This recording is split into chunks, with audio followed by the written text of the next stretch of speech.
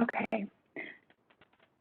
So I think we can probably go ahead and get started. And if some people join, I'll just remind them that this will be recorded. So if they miss the first or second slide, we can always catch them up there. But welcome, everybody. We're very excited to have you. This is our first dissertation and thesis formatting workshop of this semester. So I'm sure most of you are familiar with what your thesis and dissertations look like at this point, or if you're just getting started, hopefully we give you some helpful tips and tricks to get started and progress through your document. So I guess we'll go ahead and introduce ourselves. My name is Sophia Zahner, and I work in the College of Graduate Studies as the Outreach and Compliance Coordinator.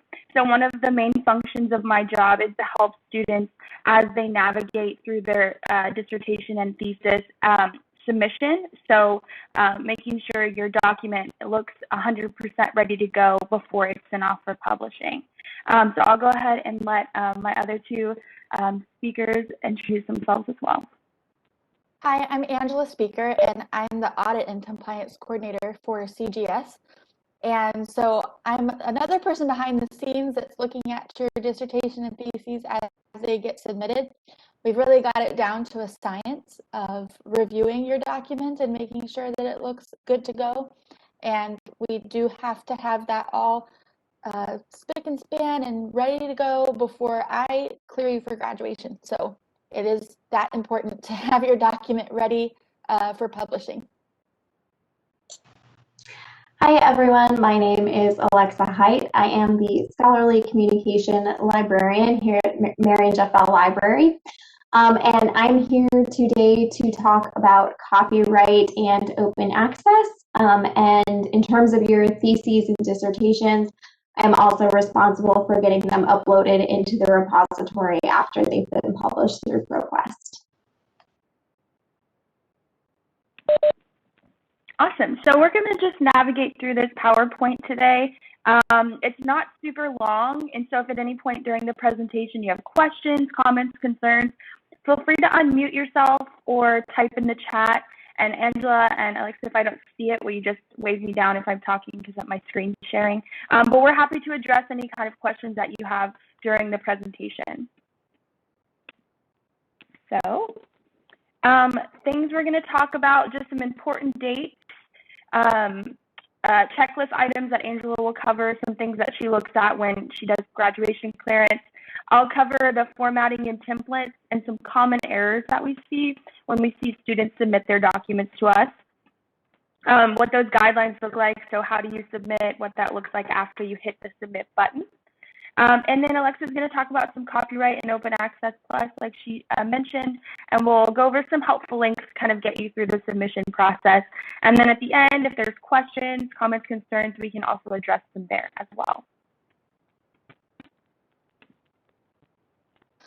Okay, so important dates that are coming up for our students who, I know some of you are doing classes and have been asked to join things like this, but some of you are gearing up for spring graduation. So be aware that we have deadlines that you have to meet. If one of your documents gets submitted past this deadline, then it takes approval from the CGS graduate dean to say whether or not it can keep going forward. So actually one deadline today is here for our master's students. I'm sorry, that's for our workshop, but April 12th is your first deadline for your Form B. Coming up for your preliminary agreement to schedule your thesis has to be submitted by that date. So that's your first one coming up for your spring graduates. And then we have our summer dates for our master's students as well.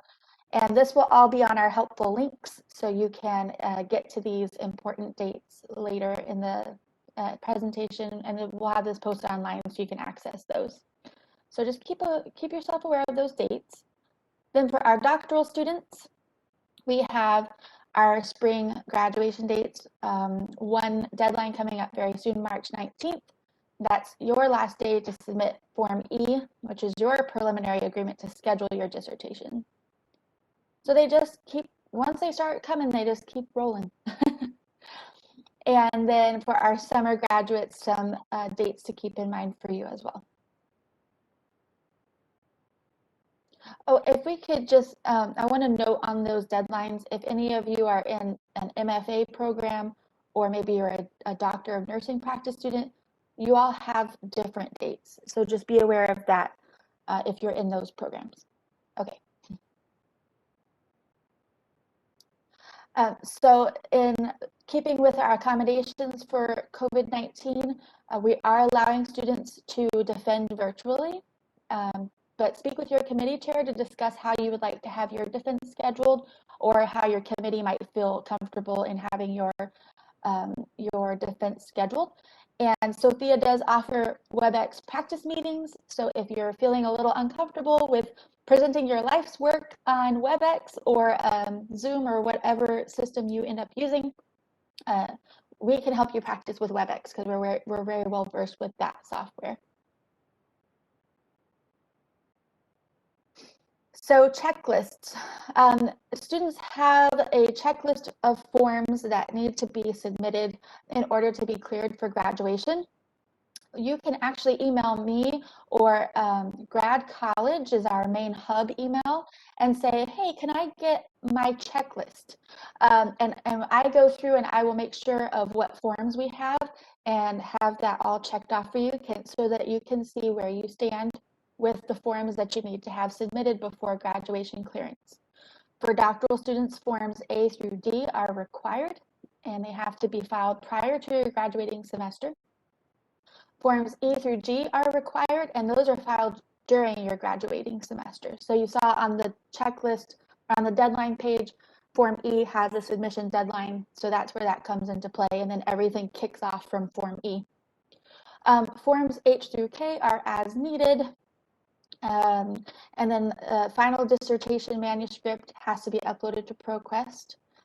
For our doctoral students, you have to fill out a survey of earned doctorates, and that's we collect data for SED on all of our doctoral students that are graduating, and so you fill that out for us. That's a free process. We also need to collect a dissertation service fee of $100. That is separate from the fees that you pay in ProQuest that we'll discuss later. So this is just a dissertation service processing fee that's collected by the College of Graduate Studies, and it's separate. For the master students, you have to have your degree plan and Form A required, filed before graduation. Form B and C are also required to be submitted during your graduating semester. Forms D and I through K are as needed, and the final version of your manuscript uploaded to ProQuest. So I know you're like, I don't know what Form A, B, C is, but in this presentation, we have clickable links, and it'll also be on the important links so that you can see what forms you need to fill out and submit.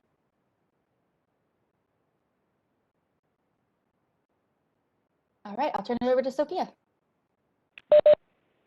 Awesome. So when you're submitting your document, whether it's a dissertation or a thesis, there are some kind of general formatting guidelines that both documents are going to use. So we really, whenever you hit submit on your document, and we'll talk about this in just a little bit, we're really going to start communicating with you through ProQuest. So it's really important that you have access and use the email that you put on your account. We kind of prefer you use your Islander email. It's easier for us to kind of get in contact with you. We've had students use other emails that maybe they don't check as often. So when we're asking for revisions or we have questions about their document, they don't respond. And so that kind of makes it harder for us to send your document off for publishing in time. So it's really important that you have access. So that way when we do contact you about revisions, you and I and Angela can work together to make sure those revisions are made.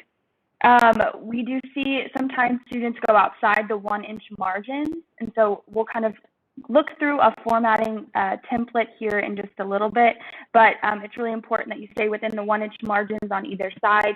That way none of your documents or your data gets cut off when we send it to ProQuest for publishing as well. And then some important things to remember, 12-point font, Times New Roman, page titles are always in all caps. And we'll show you again what a template looks like. These are just some of the main things that we look for right away. Okay, so we're going to go ahead and let me see if I can. So as you can see, this, oh, I don't know if you can see this actually. Let me share my entire screen so you can see all of it.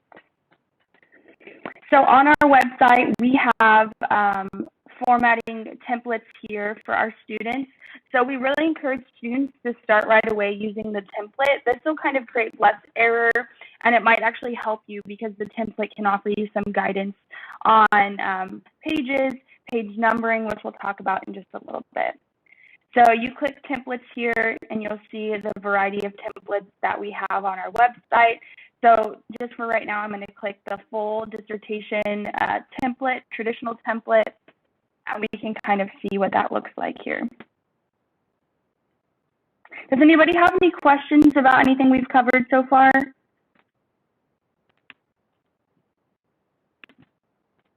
Am I missing anything? I see a question on last. I'm sorry?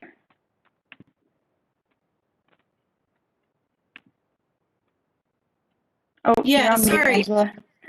Yeah, I had a question. I kind of directed it to Angela, but I was kind of looking at those dates, and so I thought that the last day to defend was April 2nd.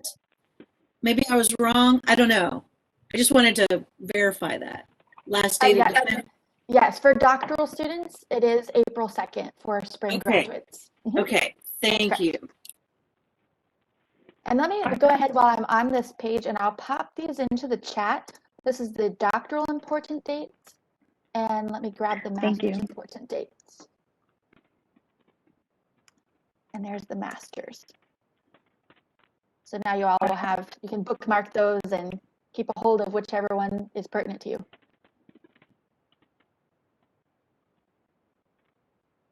Awesome. Okay, thank you, Angela, for doing that. Appreciate that. Okay, so this is our traditional dissertation template. So this is really what Angela and I have pulled up on the side when we're reviewing documents, because we really want each document to look exactly like this. And this just helps us and helps you, so when we send it to publishing, it basically is perfect. And we know that when you put your blood, sweat, and tears into a document, the less revision that has to be made, the better, right? I'm sure you're sick of looking at it, and you're tired of, reviewing it, so we want to make this as painless as possible. So here you can see some of the preliminary pages, and I will say I think most of the things that we do have to send back for revisions are found on these preliminary pages, and that just can be because of spacing or all caps. Anything like that is, we see a lot of differences there. So first we'll start with your title at the very top in all caps, single spaced, and you'll move down here and insert your name, your universities here. And down here, you'll see some of the things that it wants you to change. So I know sometimes we can kind of just get in the matter of typing and clicking. So just make sure you delete some of the words that are already kind of filled in for you that might not apply to you. And then down here, when it says click here, type the month and year of your graduation. So if you're graduating in the spring, it would be May 2021. Even if you're defending in April or whatever the case may be. And if you're graduating in the summer, it would be August 2021. So it doesn't matter what day you're defending, we really just want to make sure that this month and date is the day that you're graduating. Okay, and then our copyright page here. Again, this will be the month and date, so same if it was May 2021 up here, it'll also be May 2021 throughout the document whenever it asks for that. Okay, and then down here, this is also kind of where we see some difficulty, which is okay, that's kind of our job, we make sure that we have everything together, but you'll put your committee chair members here, and again, the month and year of graduation. So if you only have 3, for example, you can put 2 up here and center 1 here in the middle. We really just want to make sure it looks clean and uniform. If there's just one person kind of over on the side, it might not look as nice. So if you have questions about that, though, you definitely let us know and we can answer them for you. Okay, and then this is probably one of the biggest things that we see after your committee member page. You're going to move on to the abstract. Here's where we start numbering our pages, and the abstract actually starts on page Roman numeral 5. And the reason that we start on page 5 is because ProQuest is actually going to insert a page at the beginning, towards the beginning for us. So we want to make sure the page numbers are accurate and correct. So we are going to start numbering here at page 5, Roman numeral. Okay, and then we'll move on down here. And again, you can kind of look through this, and I hope that you're using this to create your document. And so you can see down here, we're going to use Roman numerals until we get to the content of your document. And then a table of contents, really we're looking for uniform here. The dots, the page numbers all lined up under the E in page. And again, I know sometimes this might be confusing or hard or difficult. Microsoft Word can be challenging, so you let us know how we can help you with that. Okay. Did you have a question? Yeah, you're right. It is very challenging. Now, I'm using the traditional template, but the problem is that I have a MacBook Air, and I don't know if that's a problem or not. You know, I've not had any problems with the template until I submitted. So my dissertation is complete. I sent it to the chair. The problem is that when I put in my tables into the template, it created all of these extra blank pages until I get to chapter 1, and I cannot for the life of me delete those. I have tried everything like tutorials, you know, and I don't know. So maybe I need to email one of y'all, and maybe we can you can walk me through it. I don't know. Yeah, absolutely. You can always, you can email to me. Maybe I can try to play with it and see if I can get something. Usually most of what we do is trial and error. If Angela and I don't know how to fix it, we're going to trial and error it until we figure it out. So yeah, let us help you with that. And my contact information is at the end. So you're more than welcome to send it to one of us, and we'll play with it for you. Absolutely. Oh, you guys, thank you. Oh my gosh, that's a blessing. We've discovered lots of different weird things and ways around weird things over the last few years of doing this. So. Yeah, absolutely. So yeah, if you're feeling lost or concerned about a specific aspect of your document that you just can't seem to change, I also know that feeling of having a MacBook when everything else runs on PC. So I get that feeling. My MacBook really, you can ask Angela, doesn't really like any of the software that we use at the university. So it could just be that you have a Mac and it just doesn't want to work with you. So I can look at it on my PC at work, and we can try to figure something out. Okay, so after you have your list of figures, your list of tables, remember we're still doing Roman numerals here, and then we're going to get down to the content of your document. This is where we're going to start page numbers down here, starting with page number 1. Okay, so that's kind of what that looks like. Again, all of the content inside your dissertation or thesis needs to fall within the 1-inch margins. So basically what that means is when I click these lines up here, nothing falls over, because if that happens and it for some reason gets past Angela or I and it goes to publishing, things get cut off, and I would really hate for your life's work to get cut off during printing for a simple error. So that's just really important that we try to keep things within that 1-inch margin here. Okay, and again, if you have questions about that, you let us know. Just a reminder, you're looking at content. So make sure that that's all been reviewed, like actual body of work. We're just checking margins and stuff. I mean, if I see something really big and glaring, like I had someone that a title of their chapter or something said frame word instead of framework. And so I said, okay, well, I'll email and say, I caught it, and I'm going to say, did you mean to say frame word? Yeah. Or, because I'm like, it could be a discipline thing that I'm not aware of. And so a lot of that we just, we think, maybe it's discipline.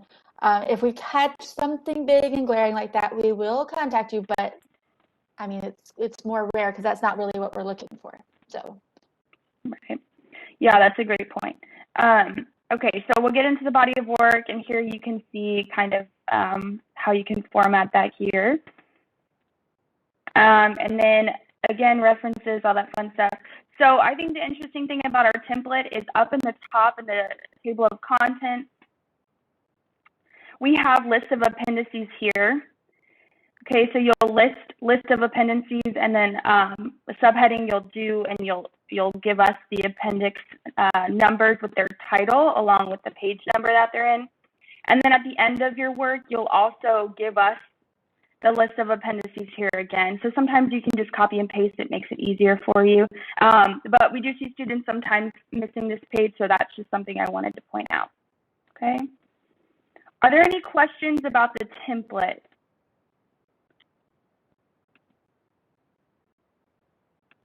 No? Okay. Let me go back to the PowerPoint here. And again, these are all clickable, so you'll be able to click them. They're already on the website. Okay, so we talked a little bit about making sure your margins are good. So kind of to ensure that your margins are where they're supposed to be, you can go to the View tab and ensure that both the ruler and grid lines are checked. Okay, so that's kind of what I had on my document. And then you can show the grid lines here. And this will tell you exactly if your content is within those 1-inch margins. If anything falls out, you can see over here that part of this graph is outside of that 1-inch margin. Angela and I really don't like to move graphs and data like this because we really don't want to mess anything up. So we usually will just let you know, hey, your figure 2-15 on page whatever is cutting off on the right-hand side, just to give you a good idea of where to start looking for those things. Okay, now maybe you've saved your document in PDF form. Am I still in? Yeah, okay, in PDF form, and so you're maybe just reviewing it at a glance. Maybe you're done editing, but you just want to see what things look like. A lot of the times, I think ProQuest will automatically transfer it over to PDF whenever you upload. So there can sometimes be errors when that happens, when you upload a Word document to ProQuest, but then it automatically converts it to a PDF. So it is nice when you automatically convert it to a PDF on your own and then you upload it. I think there's sometimes less error there. So say you've saved your document as a PDF and you still want to ensure that you're inside the 1-inch margin, you can go to View, Show, Hide, and then you'll go down to Rulers and Grids. And when you hit Ruler, it'll pop up a line here. So on the left-hand side of the screen, it'll pop up the line. So you'll kind of like double tap where those 1-inch margins are, and it'll draw a blue line on that page. And so that blue line will help you identify if you have things that are falling outside of the margin on PDF as well. and you do have to go per page for that. So that's like kind of obnoxious that you can't do the whole document, but yeah, when we're reviewing them, I go to tables that I see because you kind of get a feel for it after a while. Like, here's my 1 inch, here's my 1 inch, and then like, oh, I think that might go over. So then you can do that line on that one page. Yeah, and sometimes I think when you've stared at your document for hours on end, your eyes may be playing tricks on you at some point. So it's really important to just check your documents, especially the data and the grids and the tables. We just want to make sure none of that falls outside of the lines. But I know that I can scroll through and make sure everything looks good, and then I put the snap lines in, and things are just off by just a hair. So we just try to make sure everything's all together there. So these are some tips and tricks that we found to check margins. Does anybody have any questions about those? Oh, yeah, I want to make sure that all the students are aware that you have access to Adobe Creative Cloud.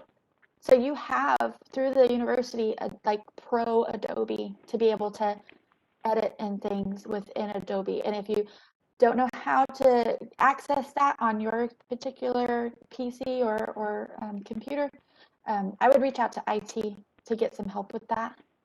But yes, so everyone has that. Yeah, absolutely. That's a good point. Okay. So again, these are some common errors that we see. We're not looking for signature lines on your committee page. So that might be something when you're having your committee members sign, but we're not looking for that. We're really looking for that clean page like I showed you on our template. We see a lot of different font sizes, so we really want everything Times New Roman 12 point.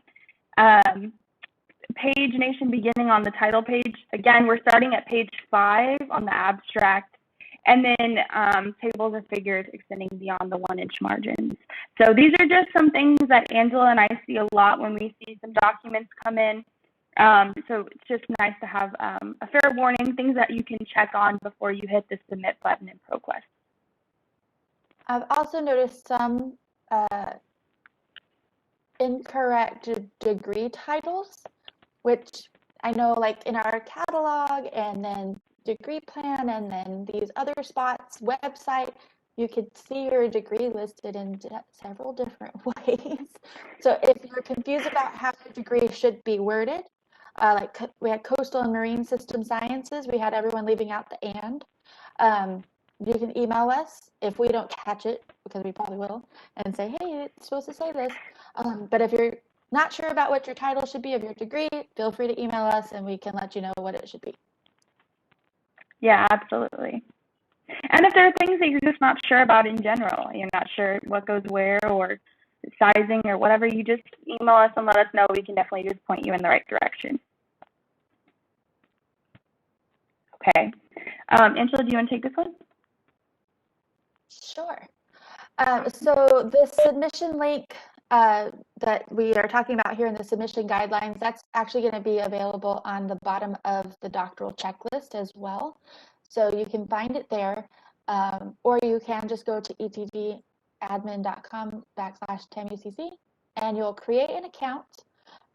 Usually you haven't already created an account, but if you have, you can log into an existing one.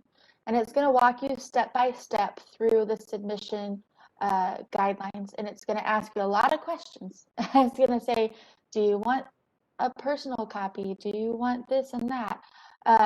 So if you have questions on that, feel free to reach out to us. And we do have a detailed presentation that you can on how to navigate through all of those submission guidelines that we have here in the presentation.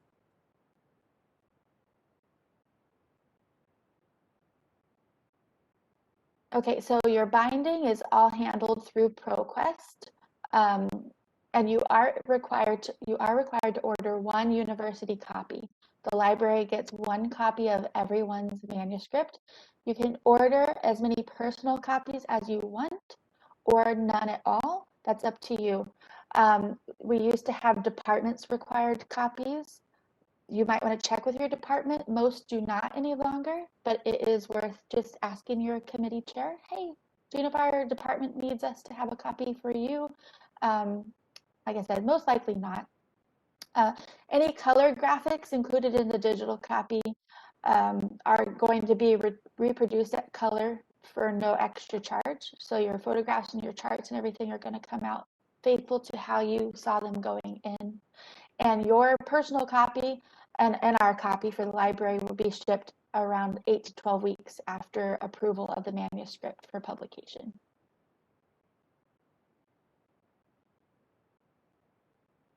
So this is the current distribution and costs. So the one that you do have to buy is $48. Then your personal bound copies, they vary by size and type. So we'll show you that on the next page. We do have the dissertation processing fee, copyright fee, which is optional, and Alexa's going to discuss that more, as well as the open access is optional. So here are the costs for the various sizes of your personal copy. So you can decide whether you want to send one to grandma, grandpa, mom, dad, siblings. Look what I did. So those are those different costs.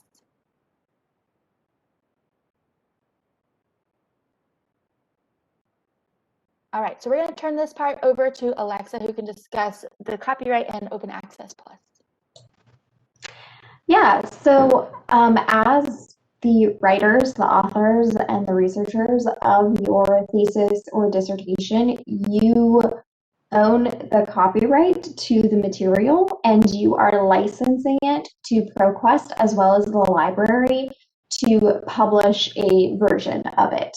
So what this is kind of like an insurance policy. So the way American copyright law works is once it's written in a tangible and fixed format, so your Word document, your PDF, you own the copyright to that. So you don't have to file for copyright like you do for a patent or a trademark.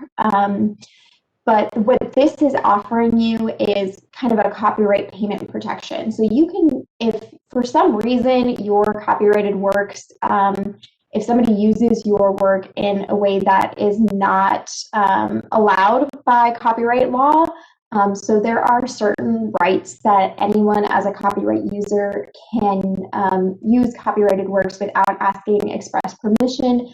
But if somebody was to infringe on your copyright, and you were to take them to court, if you pay for this additional $55 fee up front, you have some benefits. So it's kind of like an insurance policy, like I mentioned. So taking somebody to court in any capacity can be very expensive, but especially for copyright, I will say, this is completely up to you and whether or not you want to fork over that extra $55, especially after we're asking you to pay for copies. But it's something to keep in mind. This is your intellectual property and your copyrighted work. So if you want to have that insurance policy, feel free to go ahead and do that. And if you have questions about this or open access, you can always ask me.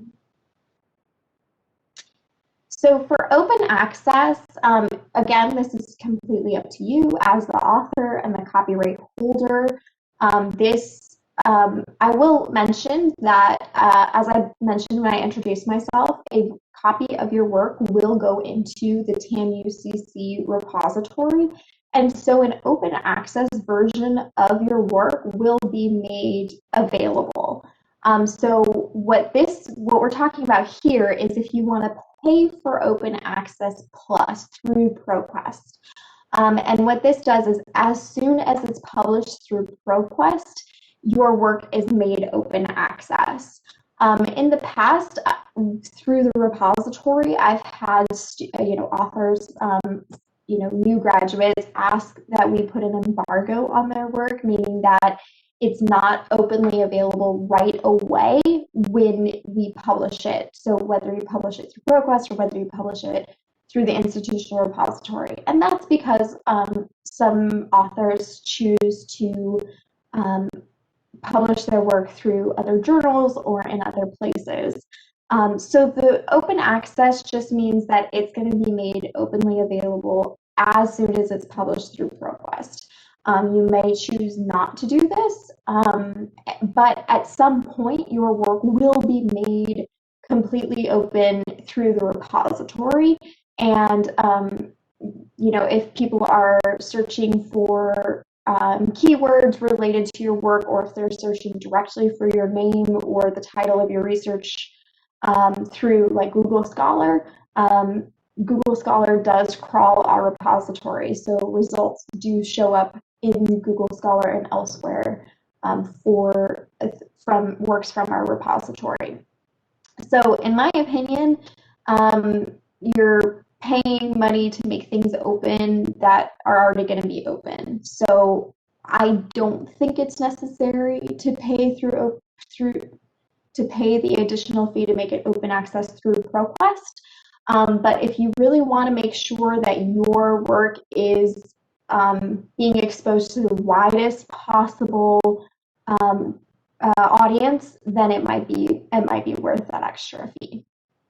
And again, if you have questions about the nuances of open access or copyright, please feel free to contact me.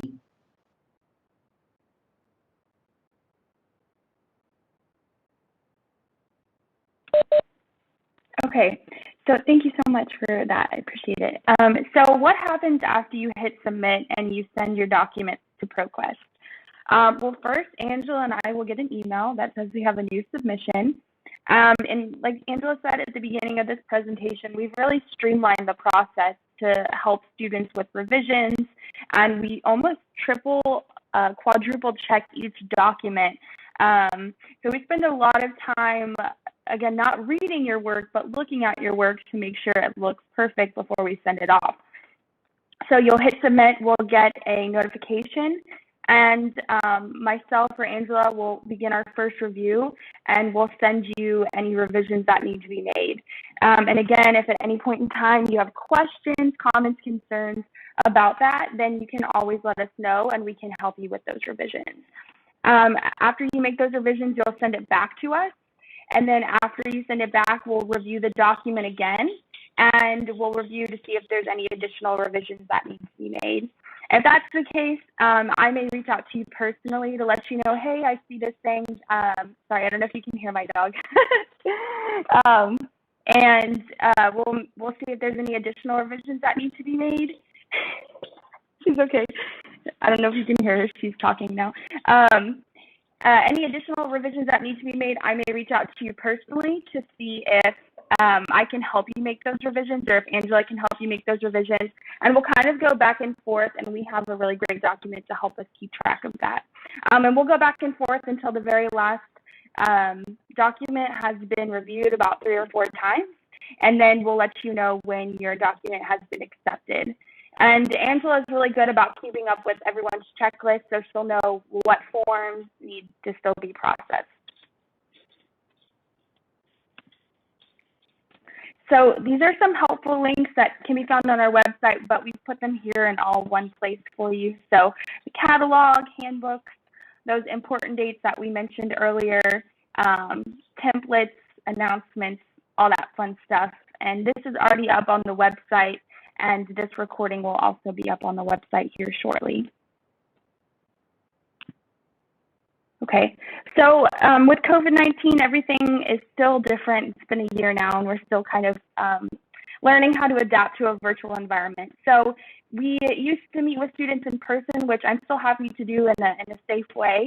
However, a lot of students have chosen a virtual meeting time if that's what works best for them. So if you have questions, comments, or concerns, and maybe the emails are just getting confusing, or you're not sure what I'm trying to say, or I'm not sure what you're trying to say, I'll definitely reach out and we can meet via WebEx. So my information is down here at the bottom, along with a grad college email. So if you're not sure where to go or who to talk to, you can always email me first, and if I can't assist you, we will definitely find somebody that can. Alrighty. Does anybody have any questions about anything that we've talked about today? No? Angela, Alexa, anything that you'd like to add before we wrap up this awesome workshop? I think just knowing that we think of your manuscripts as your babies too. Like, they are super important to us as much as they are to you, because it represents you as a student and us as a university, what goes out into the world. So we are eagle eye combing through these documents, wanting them to be the very best that they can be when they go out. So you're in good hands when it comes down to this process. Yes, absolutely. And I'd also like to say, don't hesitate to reach out to us, even if it's just the smallest thing. We're happy to assist you, answer your questions, like I said, meet with you. It could be something as small as, helping with page number. We're happy to do that. So definitely let us know. If there are no questions, though, like I said, I will have this recording up on the website here, hopefully by the end of the day, whenever WebEx decides to download it for me. And then you'll be able to access this along with the PowerPoint as well. And Sophia, your email address is coming up, or? Yeah, I passed it. I can actually go back to it, though. It's right here in the bottom right-hand corner. Okay. So, thank you. Of course. Thank you, ladies. It was awesome. I will be contacting you. God bless you guys. Have a great day. Thank Be you. safe. Stay healthy. Have a great day too. Okay. Awesome. Thank you so much for all the info. Absolutely. I hope Very everyone has a really welcome. great day and stay safe.